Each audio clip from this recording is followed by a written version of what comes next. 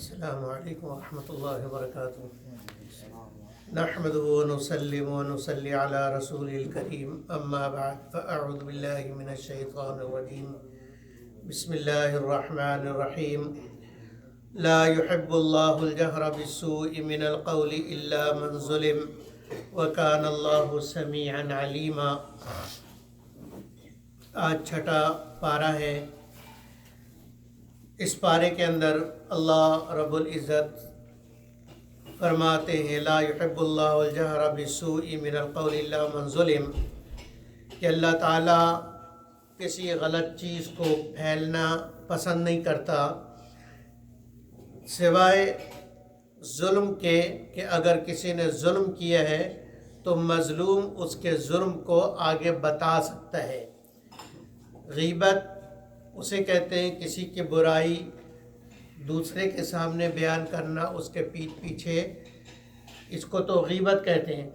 لیکن اگر کسی نے ظلم کیا اور مظلوم ظالم کے بارے میں اس کی شکایت کرتا ہے تو یہ غیبت نہیں ہے، اور یہ محبوب ہے، پسندیدہ ہے۔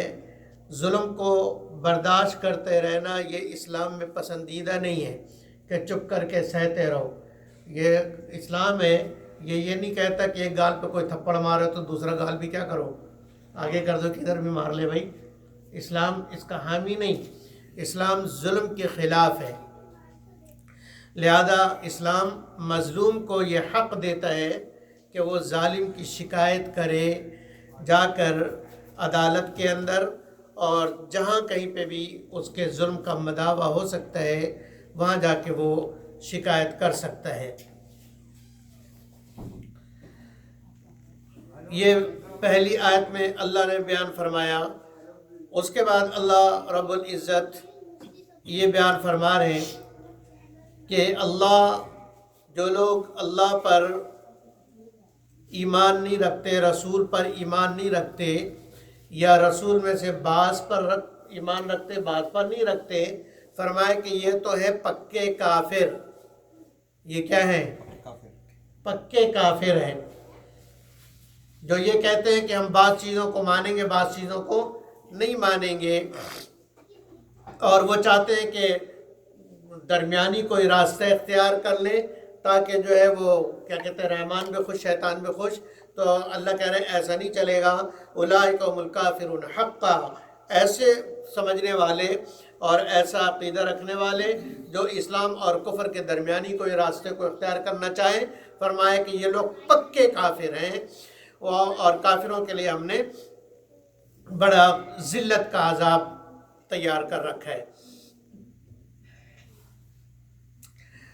اس کے بعد اللہ رب العزت یہ بیان فرما رہے یہودیوں کی کارستانی، کہ انہوں نے موسیٰ علیہ السلام سے سوالات ایسے کیے، ارین اللہ جارتن، کہ ہمیں اللہ سامنے دکھاؤ، سامنے پھر مانیں گے۔ اللہ کو جب تک ہم دیکھیں گے نہیں مانیں گے نہیں، تو ایسے لوگ تھے۔ تو اللہ نے فرمایا فَأَخَذَتْهُمُ الصَّاعِقَةُ بِظُلْمِهِمْ، ان کے اس ظلم کی وجہ سے ان پر جو ہے وہ عذاب نازل ہوا۔ اور اسی طریقے سے مختلف عذاب کو بیان فرمانے کے بعد آگے عیسائیوں کی بات بیان فرما رہے کہ وَبِكُفْرِهِمْ، کہ عیسائیوں نے بہت بڑا کفر کیا، اور حضرت مریم جو پاکیزہ تھیں ان پر بہت بڑا بہتان لگایا، اور اس وجہ سے کہ انہوں نے کہا کہ ہم نے مسیح علیہ السلام کو قتل کر دیا ہے، سولی چڑھا دیے۔ انا قتلنا المسیح عیسی ابن مریم، کہ ہم نے مسیح عیسی ابن مریم کو کیا کیا ہے؟ سولی چڑھا دیا ہے۔ اللہ فرماتے کہ یہ بکواس کرتے ہیں، وما قتلوہ، نہ انہوں نے عیسیٰ علیہ السلام کو قتل کیا ہے، وما صلبوہ، اور نہ انہوں نے سولی چڑھائی ہے، ولیکن شبیہ لہم، لیکن ان پر کیا ہو گیا؟ شبہ ہو گیا ہے، ان کو متشابہ اور شبہ لگ گیا ہے، اصل میں ایسا نہیں۔ اور شبہ کی وجہ میں نے بتلائی تھی کہ اللہ تعالیٰ نے موسیٰ علیہ السلام کی شکل ان کے حواری میں جو ہے وہ پیدا کر دی، تبدیل ان کے حواری پوری طور پر عیسیٰ علیہ السلام کے شکل و شباہت میں تبدیل ہو گیا۔ تو اب وہ انہوں نے، اور عیسیٰ علیہ السلام کو اللہ نے آسمان کو اٹھا لیا، اسی لیے فرمایا بر رفعہ اللہ الیہ، اللہ نے انہیں آسمان پہ اٹھا لیا۔ وَكَانَ اللَّهُ عَزِيزًا حَكِيمًا، اور اللہ اپنے کام پر غالب ہے، اور اللہ کا ہر کام حکمت کے مطابق ہے۔ تو انہوں نے، ان کے اوپر شبہ ہو گیا، اور پھر جب اس شخص کو لے جا کر انہوں نے سولی چڑھا دیا، تو اب اپنے ساتھی کو تلاش کرنے لگے کہ ہمارا ایک ساتھی کم ہے۔ تو جب اس کو سولی پہ چڑھانے کے لیے لے جا رہے تھے، وہ راستے میں کہہ رہا تھا کہ میں تو وہ تمہارا ساتھی ہوں، لیکن وہ کہہ رہے تھے کہ نہیں تم عیسیٰ ہو، اور لے جا کے انہوں نے سولی چڑھا دی۔ اب وَلَٰكِن شُبِّهَ لَهُمْ، اب ان کو شبہ ہونے لگا، اور پھر آپس میں اختلاف کرنے لگے کہ اگر عیسیٰ کو ہم نے سولی دی ہے تو ہمارا وہ آدمی کہاں گیا، ہمارا وہ آدمی کہاں گیا، اور اگر وہ جیسا وہ کہہ رہا تھا کہ میں تمہارا ساتھی ہوں، اگر یہ وہی آدمی ہے تو پھر عیسیٰ کہاں گئے؟ اور وہ ان کو شبہ ایسا لگا کہ قیامت تک وہ اسی شبہ میں گرفتار رہیں گے۔ اور فرمایا کہ یہودیوں کے ظلم کی وجہ سے ہم نے بہت ساری پاکیزہ چیزیں ان پر حرام کر دی۔ وجہ اس کی یہ کہ یہ اللہ کے راستے سے لوگوں کو روکتے تھے اور سود کھاتے تھے، ربا کھاتے تھے۔ یہ یہودی دنیا کے سب سے، ہمیشہ سے یہ سب سے بڑی سود، یہ رشوت کیا کہتے ہیں، سود خور قوم ہے۔ اب بینکنگ کا سارا نظام ان کا بنایا ہوا ہے، اور صاحب بینک کا نظام ہے ہی سود پر، اس کے بنیادی سود ہے۔ پھر ان کے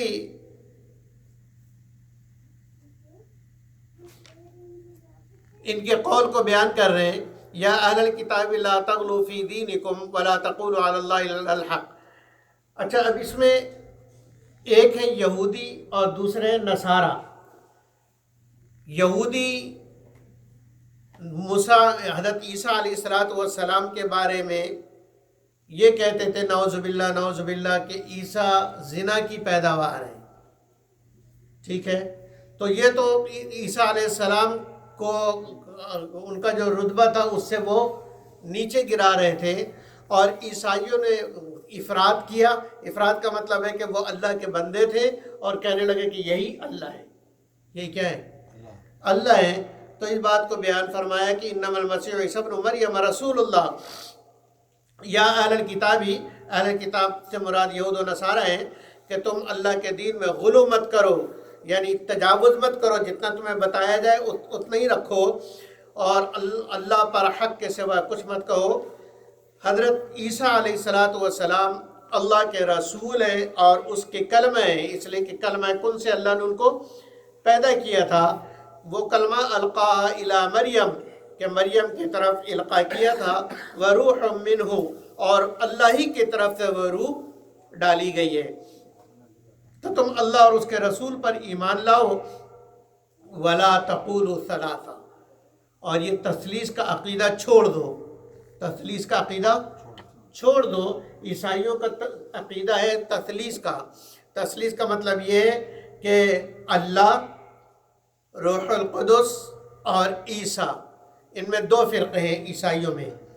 ایک فرقہ تو یہ کہتا ہے کہ اللہ، روح القدس اور عیسیٰ علیہ السلام، ان تینوں میں سے کوئی ایک اللہ ہے۔ کنفرم ان کو نہیں ہے، کنفرم ان کو نہیں ہے کہ اللہ کون ہے، ایک آسمان والا، ایک روح القدس اور ایک عیسیٰ علیہ السلام، ان تینوں میں سے ایک ہے، لیکن کون ہے وہ اس کا تعین نہیں کرتے۔ اور دوسرا فرقہ ہے عیسائیوں کا، یہ کہتا ہے کہ اللہ جو آسمانوں پر ہے، اور روح القدس اور عیسیٰ علیہ السلام، یہ تین مل کے اللہ بنتے ہیں، یہ تین مل کے اللہ بنتے ہیں، نعوذ باللہ من۔ تو اللہ نے کہا کہ اس سے باز آ جاؤ، اس لیے کہ انما اللہ الہ واحد، کہ اللہ تو اکیلا ہے، اکیلا ہے۔ سبحانہ ان یکون لہ ولد، وہ اس بات سے پاک ہے کہ اس کی یہاں کوئی اولاد ہو۔ آسمان اور زمین میں جو کچھ بھی ہے سب اسی کا ہے، وَكَفَى بِاللَّهِ وَكِيلًا، اور اللہ کام بنانے والا کافی ہے، اللہ کے علاوہ کسی کے سہارے کی تمہیں ضرورت نہیں ہونی چاہیے۔ پھر آگے فرمایا یا ایھا الناس قد جاءکم برہان من ربکم، تمہارے اوپر برہان یعنی قرآن نازل ہوا تمہارے رب کی طرف سے، لہذا اس کی اتباع کرو۔ اور وہ لوگ جو اللہ پر ایمان لاتے ہیں اور اللہ کی رسی کو مضبوطی سے پکڑتے ہیں، فَسَيُدْخِلُهُمْ فِي رَحْمَةٍ مِّنْهُ وَفَضْلٍ، اللہ تعالیٰ اپنی رحمت میں ان کو داخل کرے گا اور اپنے فضل و کرم میں داخل کرے گا۔ وَيَهْدِيهِمْ، اور انہی لوگوں کو اللہ ہدایت دے گا سیدھے راستے کی طرف۔ آخری آیت کے اندر کلالہ کی میراث کو بیان کر رہے۔ کلالہ اس شخص کو کہتے ہیں کہ جو اکیلا ہو، نہ اس کے والدین، اس کے مرنے کے وقت نہ اس کے والدین زندہ ہوں اور نہ اس کی کوئی اولاد ہو، نہ بیوی ہو، کچھ بھی نہ ہو، بیوی بھی نہیں، اولاد بھی نہیں، اوپر والدین بھی نہیں، تو ایسے شخص کو کلالہ کہتے ہیں۔ کیا کہتے ہیں؟ کلالہ کہتے ہیں۔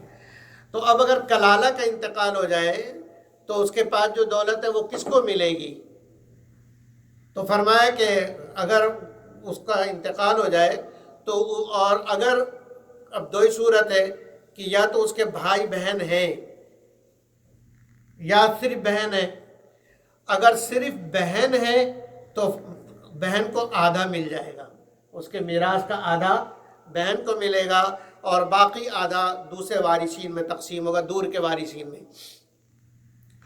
اور اگر وَهُوَ يَرِثُهَا، اور اگر عورت کلالہ ہے، عورت کیا ہے؟ کلالہ ہے، یعنی اس کا انتقال ہوا، اس کی اولاد کوئی نہیں، اس کے ماں باپ کوئی نہیں، ٹھیک ہے، صرف بھائی ہے، تو اگر صرف بھائی ہے تو پھر سارا مال بھائی کو مل جائے گا۔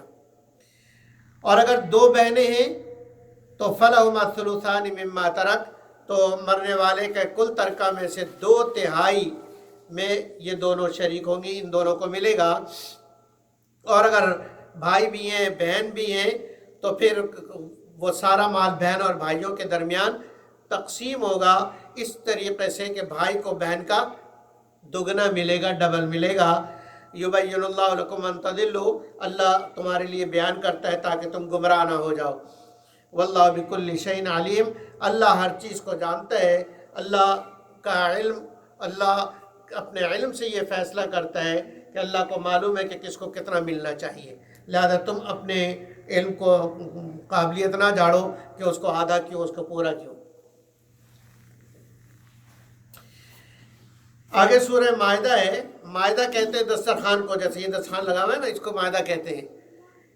اس میں حواریوں نے عیسیٰ علیہ السلام سے فرمائش کی تھی کہ جی آپ آسمان سے دسترخوان اتروا سکتے ہیں تاکہ ہم اس میں سے کھائیں۔ عیسیٰ علیہ السلام نے منع بھی کیا کہ ایسی دعا نہیں کرتے ہیں، اور انہوں نے کہا کہ نہیں، تاکہ ہم دیکھیں کہ اللہ جو ہے یہ بھی کر سکتا ہے کہ آسمان سے ہمارے لیے دسترخوان اترے اور ہم اس سے کھائیں اور ہم خوشیاں منائیں۔ تو اللہ نے کہا ٹھیک ہے، تمہارے فرمائش پر ہم دسترخوان آسمان سے اتاریں گے، لیکن اگر اس کے بعد کسی نے ناشکری کی تو پھر بہت بری سزا دیں گے۔ چنانچہ آسمان سے دسترخوان ان کے اوپر اترا، جس پہ بچھا ہوا بنا ہوا دسترخوان، پورا کا پورا دسترخوان پوری قوم کے لیے آسمان سے اترتا ہوا آیا، اور وہ لوگ دیکھ رہے تھے کہ آسمان سے اتر کے آ رہے ہیں، اور آ کے زمین پر وہ دسترخوان لگ گیا۔ اس میں جو ہے وہ بنے ہوئے کھانے موجود تھے، بھنی ہوئی مچھلیاں موجود تھیں، جو جو ان کے شوق اور پسند کی چیزیں تھیں وہ ساری چیزیں بنی بنائی اس کے اوپر لگی ہوئی تھیں۔ لیکن قوم ناشکری تھی، انہوں نے ناشکری کیا۔ تو اس صورت میں، اس لیے اس صورت کا نام سورہ مائدہ ہے۔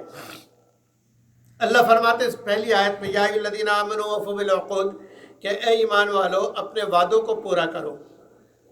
وعدہ جس قسم کا بھی ہو، ایک تو وہ وعدہ ہے جو ہمارے رب کے ساتھ ہے، جس کو وعدہ الست کہتے ہیں، کہ الست بربکم کا وعدہ، تو اس میں وہ بھی شامل ہے کہ اس وعدے کو پورا کرو جو تم نے اپنے رب سے کیا تھا کہ ہم تجھے ہی رب مانیں گے۔ اسی طریقے سے کلمہ پڑھ کے آدمی نے عہد کیا، وعدہ کر لیا کہ ہم اللہ کی مانیں گے، اللہ کے نبی کی مانیں گے. تو اب اگر اللہ کے نبی کی نہیں مان رہا اور یا اللہ کے حکم کو نہیں مان رہا تو اپنے وعدے کی خلاف ورزی کر رہا ہے. اس لیے فرمایا کہ اے ایمان والو اپنے وعدے کو پورا کرو. اور اسی طریقے سے اس میں آپس کے معاہدے اور آپس کا وعدہ بھی شامل ہے کہ اگر جو ایک دوسرے سے وعدہ کیا ہے اس کو کیا کرو، پورا کرو. پھر فرمایا کہ تعاونوا علی البر والتقوی، کہ ایک دوسرے کا تعاون کیا کرو نیکی اور تقوی کے کاموں میں، نیکی اور تقوی کی چیزوں میں ایک دوسرے سے تعاون کیا کرو، لیکن گناہ اور ظلم کی چیز میں ایک دوسرے کی مدد نہ کیا کرو. اگر کوئی ظلم کر رہا تو اس لیے نہیں کہ بھائی مسلمان ہے مسلمان کی مدد کرنا چاہیے، نہیں، مسلمان کی مدد کرنا چاہیے، مسلمان کی نیکی پر مدد کرنا چاہیے، مسلمان کی مدد تقوی پر کرنی چاہیے. اگر کوئی مسلمان ظلم کر رہا ہے تو اس کی مدد نہیں کی جائے گی، اس کا ہاتھ پکڑ کر روکا جائے گا، اس کو روک دینا، یہی اس کے ساتھ تعاون ہے. آگے اللہ تعالیٰ 9 چیزیں بیان فرماتے ہیں کہ جن کو کھانا حرام ہے. 9 چیزیں. نمبر 1، حرمت علیکم المیتہ، مردار یعنی وہ جانور جو خود بخود مر جائے. والدم، اور خون، مردار جانور کا، کسی بھی جانور کا خون. ولحم الخنزیر، اور خنزیر کا گوشت. نمبر 4، وما اہل لغیر اللہ، کہ وہ جانور جس پر اللہ کے غیر کا نام لیا گیا، بابا بلے شاہ کے نام ہیں، پیر دستگیر کے نام، سب حرام ہے. چاہے وہ پیر دستگیر کا نام لے کے ذبح کیا جائے، بابا بلے شاہ کا نام لے کے ذبح کیا جائے، یا کسی بھی بابے کا نام لے کے ذبح کیا جائے، وہ ایسا ہی ہے جیسے بت کا نام لے کر ذبح کیا گیا ہے، وہ حرام ہے. 5ویں چیز، والمنخنقۃ، وہ جانور جس کا گلا دبا کر اس کو مار دیا جائے، وہ بھی حرام ہے، اس کا گوشت بھی حرام ہے. والموقوذہ، والمنخنقۃ، جس کو گلا گھونٹ کے مار دیا جائے. والموقوذہ، اور جس کو کس طرح مارا جائے،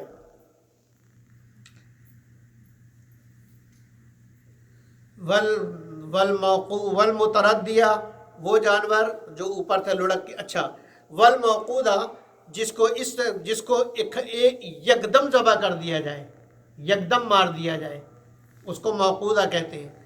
تو گلا گھونٹ کے مارا وہ بھی حرام. والموقوذہ، پتھر وغیرہ کے ذریعے سے یا کسی بھی ذریعے سے اس کو کچل دیا جائے، اس کو مار دیا جائے، وہ بھی حرام. والمتردیہ، 7ویں، والمتردیہ، وہ جانور جو اوپر سے گرے اور گر کے مر جائے، وہ بھی حرام ہے.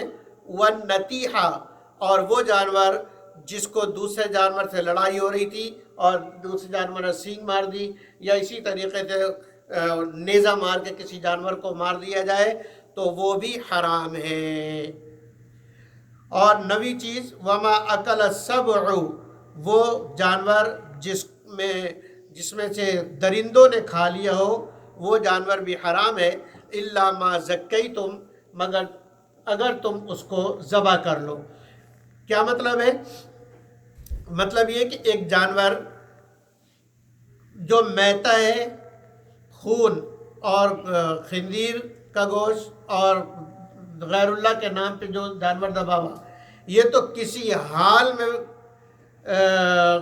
حلال نہیں ہو سکتے، ٹھیک ہے. لیکن اس کے علاوہ جو جانور ہے، کسی جانور کا گلا کسی چیز میں دب گیا تھا، ٹھیک ہے، اب اس کو اس سے نکال لیا، ابھی وہ زندہ تھا، کیا تھا؟ زندہ تھا، تو مرنے سے پہلے اس کے گلے کے اوپر چھری چلا دی، اب یہ حلال ہو جائے گا. سمجھ آ گئی؟ اسی طریقے سے موقوذہ، یعنی جس کو مارا جائے، کچلا جائے، یا اس کو چوٹ لگ گئی، یا مثال کے طور پر جو ہرن کا شکار کے لیے جاتے ہیں شہر سے باہر، ان کے سامنے تو ہوتا رہتا ہے کہ گاڑی سے کبھی موس ٹکرا گیا، کبھی جو ہے وہ ہرن ٹکرا گیا.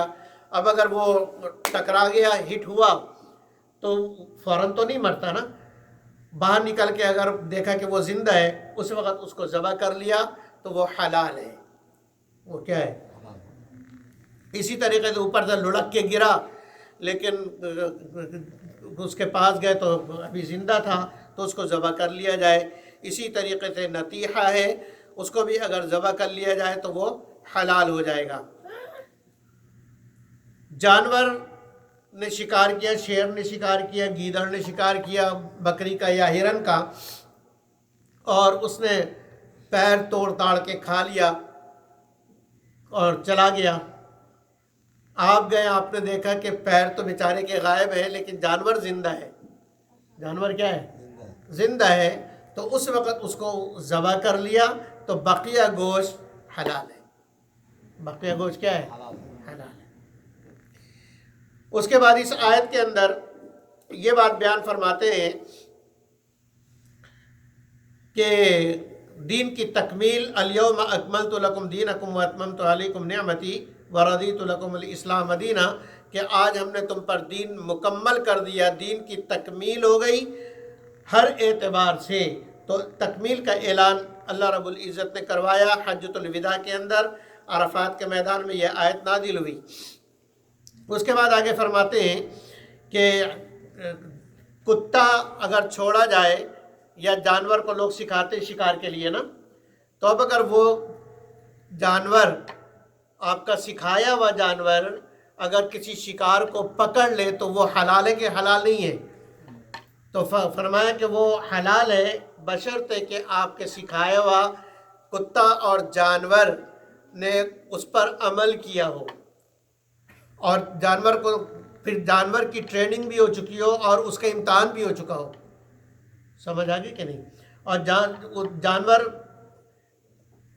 ہمارے استاد نے کہا کہ تم لوگ یہ کہتے ہو کہ اسلام میں پڑھنے لکھنے کا نہیں اور عورتوں کو پڑھاتے نہیں ہیں اور عورتیں کو جو ہے وہ جاہل لگتے ہیں۔ قرآن تو ہمیں کتے کو بھی پڑھانے کے لیے کہہ رہا ہے کہ تمہارا کتا بھی پڑھا لکھا ہونا چاہیے۔ اگر تم نے کتا رکھا ہے تو تمہارا کتا بھی کیسا ہونا چاہیے؟ پڑھا لکھا ہونا چاہیے۔ وما علمتم من الجوارح مکلبین، جو کتے کو تم پڑھاتے ہو تو علمونہن، تم اس کو پڑھاتے ہو، تو پھر اس کے بعد امتحان، اور امتحان میں وہ کامیاب ہو گیا تو اب اگر وہ بھاگ کے دوڑ کے ہرن کو یا خرگوش کو یا کسی جانور کو پکڑ لیتا ہے تو آپ پہنچ گئے، آپ نے اس کو ذبح کر لیا تو وہ کیا ہو جائے گا؟ حلال ہو جائے گا۔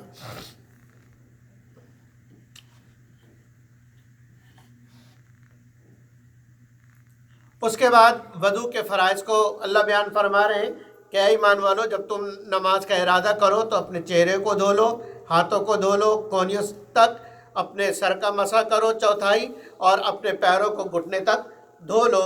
یہ 4 فرائض ہیں جو اللہ نے قرآن کے اندر بیان فرمایا، یا ایھا الذین آمنوا اذا قمتم الی الصلاۃ کے اندر۔ اس کے بعد ٹخنے تک، اور اس کے بعد جنابت کی حالت میں پاکیزگی کیسی ہوگی کہ جب پانی موجود نہ ہو تو یہاں پھر تیمم کا بھی مسئلہ بیان فرمایا کہ اگر تمہیں جنابت ہو جائے، پانی موجود نہ ہو، تو پھر تم کیا کرو کہ فامسحوا بوجوہکم فتیمموا صعیدا طیبا، پاک مٹی سے تیمم کر لو، اپنے چہرے کا مسح کرو اور ہاتھ کا مسح کرو، تمہارا مسح ہو گیا، تمہارا تیمم ہو گیا، نمازیں پڑھو مزے سے۔ اس کے بعد اللہ رب العزت انصاف کا حکم دیتے ہیں کہ انصاف، یا الذین آمنوا کونوا قوامین للہ شہداء بالقسط، کہ انصاف کے ساتھ کھڑے رہو، اور انصاف میں صرف انصاف کو دیکھنا ہے، نہ والدین کو، نہ اولاد کو، نہ خاندان کو، یہ دیکھنا ہے کہ حق اور سچ کس کی طرف ہے، اس کا ساتھ دینا ہے۔ پھر یہودیوں کی عجیب عجیب حرکتیں ہوئیں، نصارہ کی عجیب عجیب حرکتیں، اس کو مختلف پیرائے کے اندر بیان فرمایا کہ وہ کس کس طریقے سے نافرمانی کرتے تھے۔ موسیٰ علیہ السلام نے جب ان سے کہا، اللہ نے حکم دیا کہ اپنے قوم سے کہیں کہ اس شہر میں داخل ہو جائے، مقدس وادی مقدس کے اندر یعنی بیت المقدس میں داخل ہو جائے۔ وہاں قوم عمالقہ رہتی تھی، بڑی طاقتور ہیوج قوم تھی، اور دیکھنے میں بھی بڑے دیو قامت لوگ تھے۔ تو جب موسیٰ علیہ السلام نے کہا کہ جاؤ اس شہر کے اندر داخل ہو جاؤ، جب تم داخل ہو جاؤ گے تو اللہ تمہیں فتح دیں گے، تو وہ قوم کہنے لگی کہ ان فیہا قوما جبارین، یہاں تو بڑے سخت لوگ ہیں، پہلوان لوگ ہیں، ہم تو جائیں گے ہی نہیں۔ یہ وہ قوم تھی جو نبی کے حکم کو نبی کے سامنے انکار کر دیتی تھی۔ اور آگے کیا، فَإِنْ يَخْرُجُوا مِنْهَا، جب وہ نکل جائیں گے نا پھر ہم جائیں گے، یعنی صرف حلوہ کھانا ہے، پکانا نہیں ہے۔ موسیٰ علیہ السلام نے پھر دعا کی کہ اللہ میرا ان پر بس نہیں ہے، تو انہوں نے کہا، پھر اگلی بات انہوں نے کہا اے موسیٰ تم اور تمہارا رب جائے، تم اپنے رب کو لے کے جاؤ، تم کہتے ہو نا تمہارا رب بڑا زوردار ہے، رب کو لے کر جاؤ اور تم دونوں جا کے لڑو، جب جیت جاؤ گے تو پھر ہمیں بتا دینا، ہم آ جائیں گے۔ عجیب قوم ہے۔ تو اللہ نے پھر ان کو سزا دی، قال فإنها محرمة عليهم 40 سنة یتیون فی الارض، میدان تی کے اندر اللہ نے ان کو قید کر دیا کہ 40 سال تک وہ ایک ہی دائرے کے اندر چلتے رہے۔ صبح جب اٹھ کے چلنا شروع کرتے کرتے کرتے رات ہو جاتی، جو ہے وہ آرام کا تقاضا ہوتا کہ بھئی اب کل چلیں گے، سو جاتے، صبح اٹھتے تو وہیں پر ہوتے جہاں تھے وہ صبح چلے تھے۔ اس طرح اللہ نے 40 سال تک ان کو اسی دائرے کے اندر بند رکھا۔ اس کے بعد حضرت آدم علیہ السلام کے 2 بیٹے قابل اور حابل کا ذکر ہے، بہت مشہور واقعہ ہے، اور یہ واقعہ اس لیے ہوا کہ آدم علیہ السلام کی شریعت میں یہ ہوتا تھا کہ ایک حمل سے 2 لڑکا اور لڑکی پیدا ہوتے تھے، اور دوسرے حمل سے بھی لڑکا اور لڑکی پیدا ہوتے تھے۔ تو پہلے حمل کے لڑکے کی شادی دوسرے حمل کی لڑکی کے ساتھ، اور دوسرے حمل کے لڑکی کی شادی پہلے حمل کے لڑکی کے ساتھ ہوتی تھی۔ تو قابیل کے ساتھ جو لڑکی پیدا ہوئی وہ بہت خوبصورت تھی، اور حابل کے ساتھ جو پیدا ہوئی وہ اتنی خوبصورت نہیں تھی۔ جب دونوں بڑے ہوئے تو اب قانون کے مطابق حابل کی شادی قابیل کے بہن سے اور قابیل کی شادی حابل کے بہن سے ہونی تھی، لیکن وہ اس پہ تیار نہیں ہوا، قربانی دی، قربانی اس کی قبول نہیں ہوئی، حابل کی قربانی قبول ہوئی، اور لیکن پھر اس نے حابیل کو قتل کر دیا۔ قابیل نے حابیل کو کیا کر دیا؟ قتل کر دیا۔ ان دونوں میں قاتل کون تھا؟ یاد رکھنے کا طریقہ، قاتل میں قاف ہے، قابیل میں قاف ہے، ٹھیک ہے؟ وہ واقعہ ہوا۔ اس کے بعد اللہ تعالیٰ چور، ڈاکو، رہزن کی سزا بیان کرتے ہیں۔ اب اس میں 4 صورتیں ہیں، قتل بھی کیا، مال بھی چھینا، قتل کیا، مال نہیں چھینا، صرف مال چھینا، قتل نہیں کیا، تو اس اعتبار سے سزا الگ الگ ہے۔ فرمایا کہ ان کے دائیں ہاتھ بائیں پیر کاٹ دو، یا ان کو قتل کر دو، یا ان کو سولی چڑھا دو، یا ان کو جلا وطن کر دو۔ یہ 4 سزا جرم کے اعتبار سے اللہ رب العزت نے مقرر کی۔ اور پھر اللہ رب العزت نے چور کی سزا کو بیان کیا کہ چور اور چورنی ان دونوں کے ہاتھ کاٹ دو، یہ سزا ہے اللہ کی طرف سے۔ اور جب اللہ کی مقرر کردہ سزا دے رہے ہو تو پھر اس میں کسی قسم کا تمہیں رحم نہیں آنا چاہیے۔ آگے قصاص کا حکم بیان کیا کہ آنکھ جان کے بدلے میں جان، آنکھ کے بدلے میں آنکھ، کان کے بدلے میں کان، دانت کے بدلے میں دانت، اور زخم کے بدلے میں زخم کے بدلے میں قصاص۔ تو یہ سارے قصاص کو بیان فرمایا، اور اس کو بیان فرمانے کے بعد مسلمانوں کو اور ہمیں اور آپ کو یہ بتلا رہے کہ یہودی ایمان والو، یہود اور نصارہ تمہارے ہرگز دوست نہیں ہو سکتے، تمہارے دوست نہیں ہیں، لہذا تم قطعاً ان کو اپنا جگری دوست نہیں بناؤ۔ جگری دوست اپنے راز کی بات ہے نا، مدارہ ٹھیک ہے، ہائے ہیلو ٹھیک ہے، ہاں یہاں ہائے ہیلو سے یاد آیا کہ بعض لوگ غیر مسلم سے ملتے ہیں تو سلام ان کے انداز میں کرتے ہیں۔ اگر ان سے ملے سکھوں سے تو کیا کہتے ہیں؟ ششی کال، ناجائز ہے۔ کیا ہے؟ ناجائز ہے، اس لیے کہ ششی کال ان سے کہنا ان کے مذہب کا احترام ہے، اور ان کے ششی کال کے اندر وہ کیا کہتے ہیں کہ 6 باتیں حق ہیں، یعنی جو بات جس کو وہ حق سمجھ رہے ہیں ہم اس کی تائید کر رہے ہیں، اس لیے ناجائز ہے۔ ہائے ہیلو ٹھیک ہے، ہائے ہیلو ٹھیک ہے، تو سب سے ہائے ہیلو کرو، ششی کال مشی کال کی کوئی ضرورت نہیں ہے۔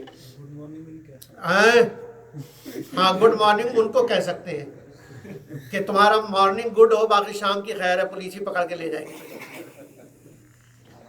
گڈ مارننگ کا تو یہ مطلب ہے کہ مارننگ اچھا ہو، شام کی خیر ہے۔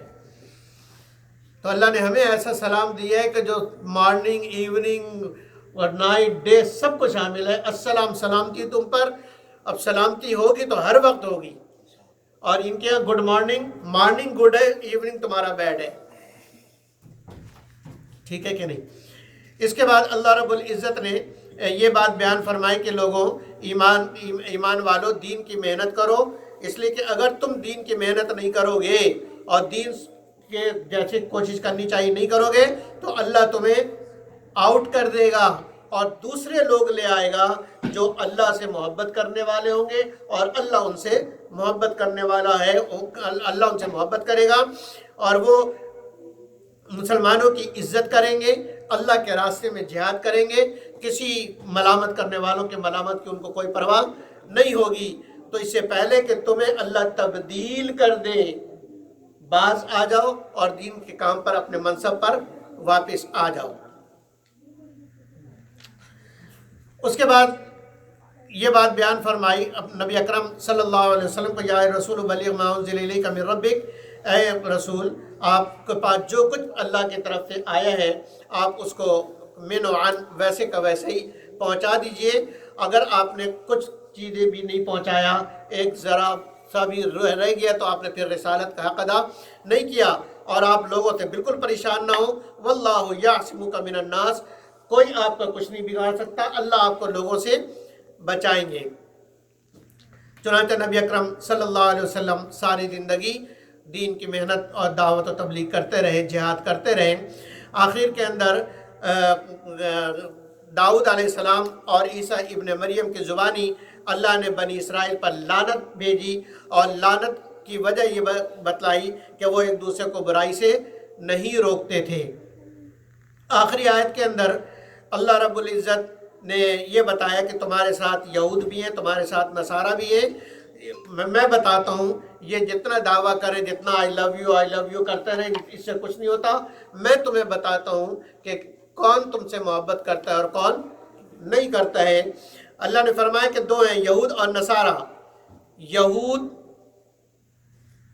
تمہارے عداوت میں زیادہ سخت ہیں، تمہاری دشمنی میں یہ یہود زیادہ سخت ہیں، اور مشرک، یہود اور مشرک تم سے دشمنی میں زیادہ ہیں، اور تم سے محبت کرنے میں نسبتاً ان کے نصارہ قریب ہے۔ نصارہ کا دل ان میں نرم ہے، نصارہ کا دل کیا ہے؟ نرم ہے، لیکن اتنا بھی نرم نہیں ہے کہ انہیں اپنے راز کی باتیں بتائی جائے۔ فرمایا یہ نصارہ کا دل نرم کیوں ہے؟ اس لیے کہ ذالک بأن منہم قسیسین و رہبانا، کہ ان کے اندر علماء موجود ہے اور وہ علماء سے رہنمائی لیتے ہیں۔ وَأَنَّهُمْ لَا يَسْتَكْبِرُونَ، اور دوسری بات ان کے اندر عاجزی ہے، تکبر نہیں ہے۔ یہ 2 صفتیں کہ اپنے علماء سے رابطے میں رہتے ہیں اور تکبر نہیں کرتے، ان 2 وجوہات کی بنا پر ان کا دل نرم ہے، لہذا ان کے دل میں تمہاری محبت ہے، یہود کے دل میں بالکل بھی تمہاری محبت نہیں ہے۔ اللہ رب العزت ہمیں سمجھنے کی توفیق عطا فرمائے۔ وآخر دعوانا ان الحمد للہ رب العالمین۔